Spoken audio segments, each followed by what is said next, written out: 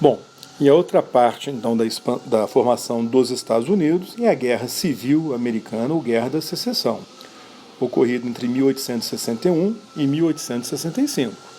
A guerra entre o governo central, apoiado pelos estados do norte, contra os estados sulistas separatistas, que tentaram criar um país separado, né, do norte, separado dos Estados Unidos. Foi um acontecimento decisivo para o futuro dos Estados Unidos. Que a questão que estava em jogo é o seguinte: como é que seria o território americano? Quer dizer, manteria uma unidade nacional ou seria formado por dois países diferentes, um no norte e um no sul? E a questão da escravidão, ela seria definitivamente abolida, criando o terreno para a expansão da modernização capitalista, da industrialização, ou seria preservada, portanto atrasando o desenvolvimento capitalista, industrial, a modernização dos Estados Unidos? De certa forma, a Guerra Civil Americana foi uma espécie de refundação dos Estados Unidos. Na verdade, os americanos consideram que essa guerra civil foi mais importante do que a própria independência, que o país ele ressurgiu como resultado dessa guerra da secessão. Os motivos: primeiro, a crescente pressão abolicionista do norte sobre o norte industrial, capitalista, moderno, querendo a abolição da escravidão no sul, quer dizer, adaptar o sul a essa modernidade, com trabalho livre, né, com uma economia mais dinâmica, né, com uma estrutura política baseada na isonomia, ainda que com restrições de voto. E, por outro lado, também a forte tradição autonomista, que existia desde a época das 13 colônias, e que no sul continua sendo muito forte. A ideia de que o sul, os estados do sul devem preservar a sua autonomia em termos de decisão a respeito da escravidão, que não pode ser o Congresso americano, não pode ser o governo federal que vai definir a questão da escravidão. Cabe a cada estado decidir se vai manter a escravidão ou não. E se o governo federal fizesse uma intervenção, no sentido de forçar o Sul a abolir a escravidão, seria uma intervenção nos direitos dos estados sulistas, ameaçando a autonomia sulista, da mesma forma que na época da Revolução Americana, veja a ironia, na época da Revolução Americana, a metrópole estava interferindo na autonomia das 13 colônias. Agora, se o Congresso americano ou se o governo americano tentasse impor a abolição contra a vontade dos estados sulistas, seria uma intervenção na autonomia do Sul. Portanto, o Sul teria o direito de fazer uma rebelião contra um governo opressor, que seria o governo federal americano. O Congresso americano estava querendo acabar com aquela liberdade sulista. Então, era o direito de rebelião, entendido como separatismo, contra a interferência do governo central nos estados do Sul. A tensão política foi crescendo na década de 50, né, nessa época da conquista, praticamente da finalização da conquista do Oeste. Por exemplo, surgiu uma divergência sobre o status dos novos estados do Oeste. Eles seriam escravistas ou livres. Eles tentaram, um meio termo, assim, uma parte livre, uma parte escravista, mas a tendência é do conflito permanecer. Havia um conflito tarifário também. O norte, que era industrial, queria proteger as suas indústrias contra a concorrência de produtos industriais importados. Então queria o protecionismo alfandegário. O sul, que praticamente não tinha indústria, que vivia da exportação, sobretudo de algodão, nessa altura o algodão já tinha superado na importância o tabaco, então vivia da exportação do algodão. O sul queria, ao contrário, liberdade para poder importar os produtos industriais, sobretudo da Grã-Bretanha e da França. Nesse clima de tensão, em 1854 foi criado no norte o Partido Republicano, que é o partido que hoje governa os Estados Unidos, é o partido do Trump, né? O Partido Republicano ele foi criado por abolicionistas nortistas, com a intenção de governar o país e abolir a escravidão no sul. Vocês têm aqui então um mapa mostrando a divisão dos Estados Unidos na véspera da Guerra Civil.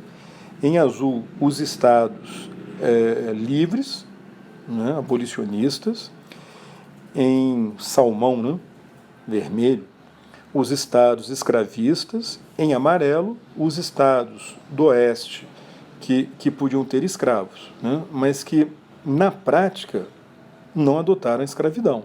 Então a escravidão, na prática, ficou limitada a esses estados aí do sul, em vermelho. Olha só o Texas, né, que se juntou aos Estados Unidos, está lá no bloco escravista. A situação pegou fogo entre 1860 e 61. uma grave crise política. Por quê? Porque em novembro de 1860 foram realizadas eleições presidenciais. E quem venceu foi um republicano, o famoso Abraham Lincoln. Foi o primeiro presidente republicano dos Estados Unidos, de um partido que defendia a abolição da escravidão.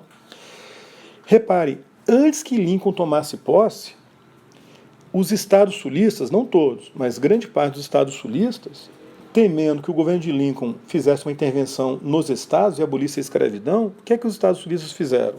Resolveram fazer a secessão, a separação, proclamar a independência. Isso aconteceu, não foi no governo do Lincoln, porque o Lincoln não tinha tomado posse ainda. Aconteceu no governo do antecessor do Lincoln, do Buchanan, que também não fez nada para impedir. O Buchanan, não é Buchanan o nome dele, o Buchanan não fez nada para impedir essa separação, falou que era o direito dos estados e tal, acabou sendo considerado um dos piores presidentes dos Estados Unidos, porque não soube lidar com essa crise, também estava no final de mandato, quis passar para o sucessor essa questão. E com isso os estados sulistas criaram um país independente chamado Estados Confederados da América, ou simplesmente Confederação, um novo país separado dos Estados Unidos, com capital em Richmond, na Virgínia. Fizeram uma eleição, uma nova eleição, e o Congresso do Sul escolheu como presidente o Jefferson Davis. Aqui vocês têm uma imagem do Lincoln. E aqui das áreas separadas. Em cinza, os estados que se separaram. Em azul, os estados, né, dos Estados Unidos, da União, né, fiéis aos Estados Unidos. No final, os territórios em branco, os territórios do Oeste, apoiaram também a União conseguiu controlar os estados do Oeste. Agora, reparem, em vermelho, estados que eram escravistas, mas que apoiaram a União. Eles eram a favor da escravidão, mas foram contra a secessão. Mas a maioria dos estados escravistas fez a secessão, né, formou a Confederação. Lincoln tomou posse em março com o país dividido. Tentou negociar com o Sul, mas foi inviável. Aí a disputa pelo controle de fortes no Sul, ocupados por soldados leais ao governo americano, quer dizer, leais, né, aos Estados Unidos, ao Norte, acabou desencadeando a guerra entre o Sul e o Norte, a Guerra de Secessão. Nessa guerra, reparem nesse quadro, nós temos basicamente o seguinte, vejam só, o Norte, a União, quer dizer, o que havia de Estados Unidos naquele momento, enfrentando o Sul, a Confederação, que na visão do Norte era formado por estados rebeldes. O Norte, presidido pelo Lincoln, de uma maneira geral com uma economia moderna, capitalista, de base industrial, defendendo a reunificação nacional, defendendo o abolicionismo, defendendo o protecionismo. O Sul, presidido pelo Jefferson Davis, com uma sociedade tradicional escravista, uma economia agrária, defendendo a secessão, defendendo o escravismo, defendendo o livre comércio. O Norte venceu a Guerra Civil. Então, consequência, vitória da União e, portanto, dissolução da Confederação. Os Estados Unidos foram reunificados. A escravidão foi abolida. Já em 63, antes da guerra terminar, em janeiro, o Norte, quer dizer, a União, né, o Lincoln, lançou a proclamação da emancipação falando que libertaria os escravos dos territórios confederados conquistados pela União. Os estados escravistas leais à União puderam manter a escravidão no primeiro momento. Mas aí, com o final da Guerra Civil, em 1865, foi lançada a 13ª Emenda Constitucional, né, estabelecendo a abolição da escravidão como um todo nos Estados Unidos. Essa abolição ela só foi aprovada no final do ano, né, e aí foi aplicada e a escravidão foi formalmente abolida. Ora, com a abolição da escravidão e a reunificação dos Estados Unidos, o que aconteceu? Deu-se a consolidação da modernidade capitalista, né, de um sistema econômico industrial, né, moderno, de base capitalista, que acabou se expandindo, né, pelos Estados Unidos como um todo, ainda que concentrado no norte, né, e no oeste. De fato, em 1870 começou a segunda Revolução Industrial, que os americanos acabaram liderando.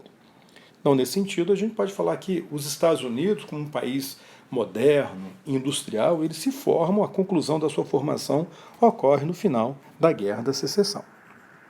Ok? Em seguida, eu vou falar sobre o papel, sobre a situação do negro após a independência dos Estados Unidos. É isso aí, pessoal.